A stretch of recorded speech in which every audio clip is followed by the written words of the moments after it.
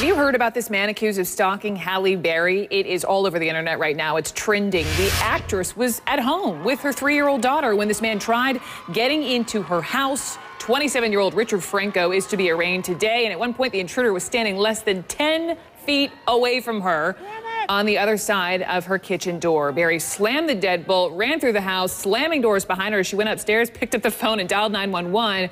Apparently he was gone by the time police arrived, but alas, he came back, and that time, off-duty police officers caught him, and they arrested him Monday night.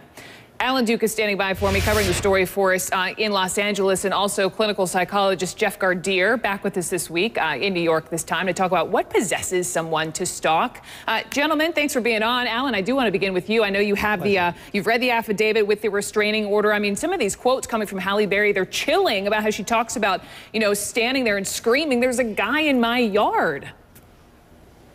Yeah, it's very chilling. It's almost like an Alfred Hitchcock thriller sometimes when you read what she did. It happened on 3 occasions that she had this encounter. The first 2 were Saturday and then Sunday. The guy kept coming back, according to the police.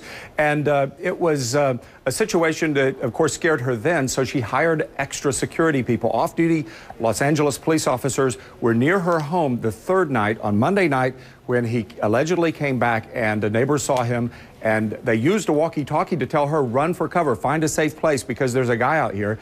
They nabbed him, and now he's in court this afternoon to face charges of felony stalking. Alan, stand by. I've got a couple more questions for you, but I want to bring Dr. Jeff in. And Dr. Jeff, what possesses a person to stalk? Well, in this particular case, it seems like this guy, he is a convicted felon, so maybe some sort of a sociopath, but he has a delusional system that has been set up where Halle Berry, he believes, is in love with him, or that he can convince her, can legitimately convince her to fall in love with him. But I also see this man as being very sadistic in that he hasn't even read the social cues where she's screaming, she doesn't want any parts of him, and so he is controlling her by fear. He knows that she's afraid, so therefore he's going to keep presenting himself in a way that is very threatening, a very dangerous individual. How does one become so delusional? How does this happen?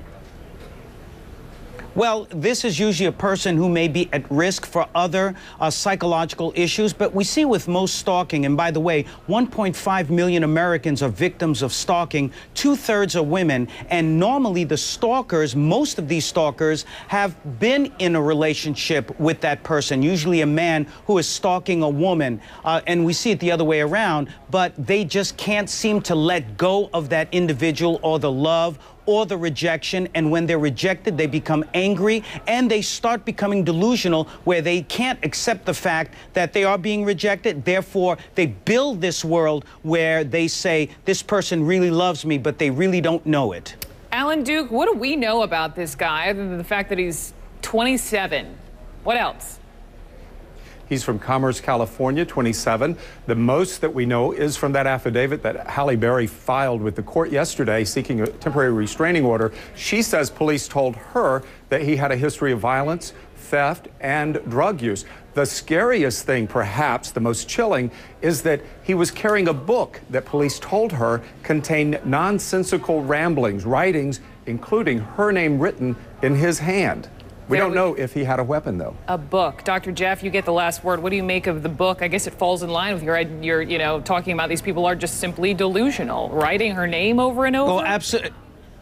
Yeah, absolutely, and it really sounds like there's some OCD here, obsessive compulsive behavior. We see it, but from what I'm hearing from Alan, this guy is more than just a sociopath. He might be more than just delusional, might have some real psychosis going on, and perhaps should have been treated, and that makes the situation even that much worse. Well, thank goodness they've got him in custody, gentlemen. Jeff Gardier, Alan Duke, thanks to you both.